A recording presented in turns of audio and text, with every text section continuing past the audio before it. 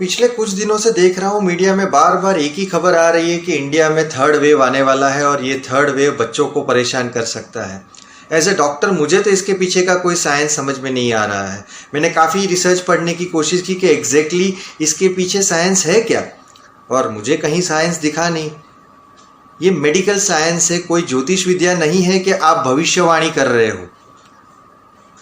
पिछले साल सिंगापुर की एक यूनिवर्सिटी थी जिसने बहुत बड़ा रिसर्च करके एक पेपर बाहर निकाला था जिसमें बताया था कि इंडिया में मई एंड तक कोविड चला जाएगा।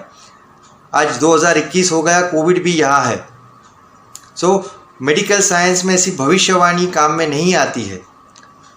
मुझे समझ में नहीं आ रहा है कि ये मीडिया वाले कौन से बेस पे लोगों को डरा रहे हैं कि इंडिया में जो थर्ड वेव आएगा वो सिर्फ बच्चों को ज़्यादा परेशान करेगा। इससे जो पेरेंट्स के ऊपर असर हो रहा है वो काफ़ी खतरनाक हो सकता है।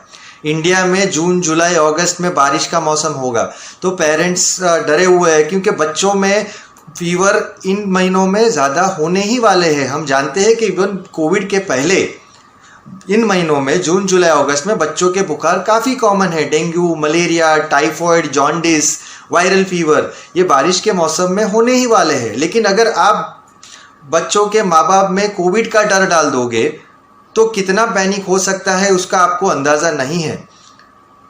अब से ही हम जैसे डॉक्टर्स को पेरेंट्स पूछ रहे हैं कि सर क्या करें, हम गांव चले जाए, हम क्या करें, हम अगले 3-4 महीने कुछ बच्चे को बाहर नहीं निकालेंगे। ये सब पैनिक की वजह से लोग बच्चों पे सब रिस्ट्रिक्शन आ जाएंगे। बुखार आने वाले हैं और आ भी सकते हैं, लेकिन एक चीज़ कोई नहीं बताता कि जो बच्चों का कोविड है अब तक इंडिया में ख़तरनाक नहीं है। इनफैक्ट इंडिया में अब तक जितना भी डेटा अवेलेबल है जो बच्चों के कोविड के बारे में, उसमें इतना क्लियर हो चुका है कि पूरे इंडिया के चाइल्ड स्पेशलिस्ट यही बोल रहे हैं कि 90 to 95% केसेस में बच्चों का कोविड माइल्ड हो रहा है, ज़्यादा हॉस्पिटल की भी ज़रूरत नहीं पड़ रही है। तो ये डरावना माहौल बना के मुझे नहीं समझ में आ रहा कि लोगों को क्या मिल रहा है। तो एज ए डॉक्टर हमें भी सबको मैसेज यही देना है कि ये चीज़ साइंटिफिक नहीं है।